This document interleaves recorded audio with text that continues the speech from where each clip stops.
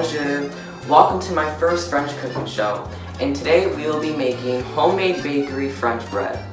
I was originally going to make something else, but due to the quarantine, I couldn't go out and get some of the ingredients for it, so I decided I'll make the bread from the next recipe I'll do.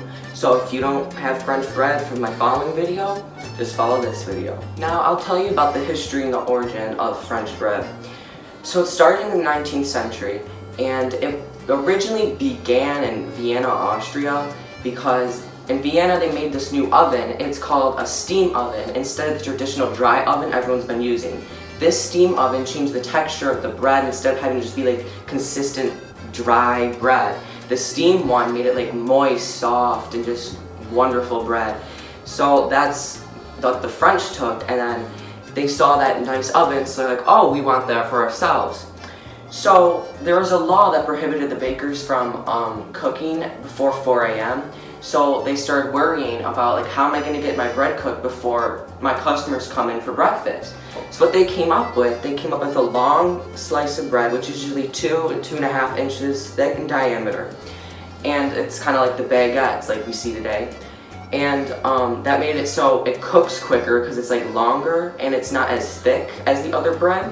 So now they can just slice it much easier for sandwiches. That made it so much easier for the French chefs to do. So that's how the French bread was made. So to begin with their cooking, you will need 2 tablespoons of yeast, 1.5 cup of warm water, 2 cups of hot water, 3 tablespoons sugar, 2.5 teaspoons salt, 1/3 cup oil, 6.5 cups flour, and 1 egg to brush on the bread. And I'll put that down in the description. So what I'm using for the yeast, I'm using this brand. I don't know how to say that, but so the 2 tablespoons is about 2 packs of this. So I just measured it, so I already got 1 done. So I'm gonna dump that in, and then I'll open up the other one. So after you have that yeast in, I already have my water measured, so it doesn't take as long. You pour that into there and stir it up, and then have that sit for 10 minutes. And while that 10 minutes is going, there's other stuff we're gonna be doing. So during those 10 minutes while your yeast is rising, take a separate mixing bowl, and then take 2 cups of hot water, then add in 3 tablespoons of sugar.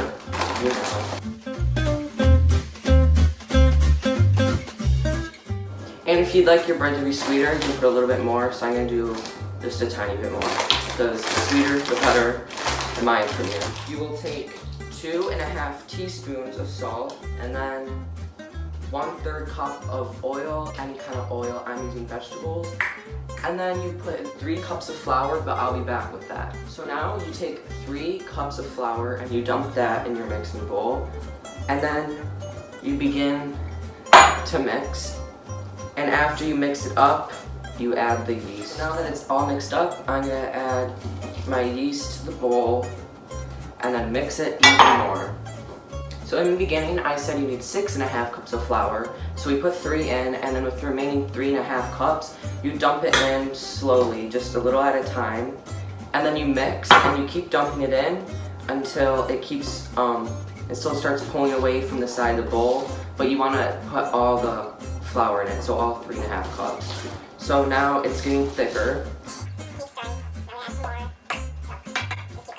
Just keep going. Pour, stir until you finish. Stirring, it starts getting really thick like this. And you see it's all getting kind of stuck together. So once you're done mixing, I still have more to do. You let it sit for 10 minutes. It's very thick, and that's how you want it. While your dough is sitting, you should take out your roller, and then you also need your flour to sprinkle all over your counter. What I do, so I don't get flour everywhere and the dough stuck on the counter, I wet down the counter and I put down wax paper because it makes it stick, so now I can have it much easier time rolling the bread out. So now that my flour is all over my surface, I'm gonna take, you're supposed to separate this into 3 pieces and make them into like a 9 by 12 rectangle, but I'm just gonna try to make like 2 big long ones.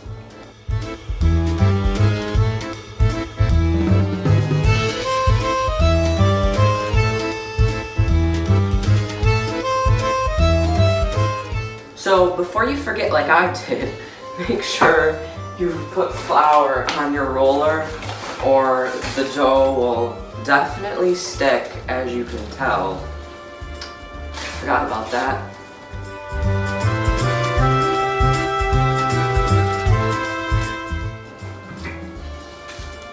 So once you get it rolling, you're gonna want to pick it up like this and just kind of knead it with your hands because you want to get it all mixed.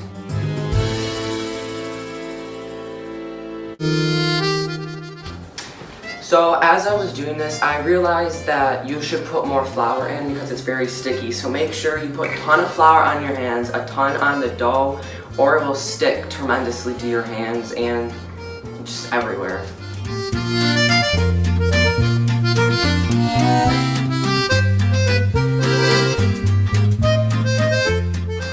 So once you got it all rolled out, what you're gonna do now is pick it up and then move it on to your tray. Well, I'm using a tray because I don't have a French bread pan. There's usually some pans that are like shaped like French bread which you fill up, but I have to do the hard way because I don't have one of those. So once you have it all rolled out, like as shown, just kind of squeeze it like this. You get it in a shape. I know this isn't perfect. This is my first time making this, but so after you do that, what you're gonna do is you're gonna take a knife and then make 3 or 4 diagonal cuts in your dough. So I'm just gonna kind of, that's one.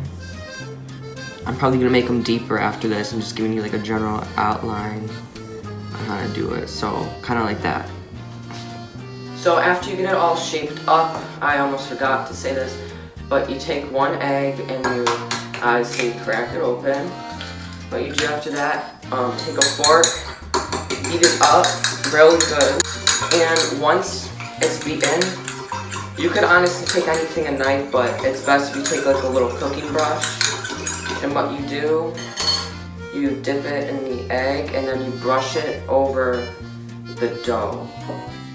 So once you got all cut and rolled out, you're gonna put your bread in a warm place and let it sit for 30 to 40 minutes. Once you have your bread sit for 30 to 40 minutes, it should look like that. And then you preheat your oven to 375 and you put in the oven for 18 to 22 minutes. So once you take it out of the oven, let it sit for at least 20 minutes, and then you're gonna wanna cut off the edges because there's gonna be like brown, like dried egg and whatever. And then it should look like this at the end.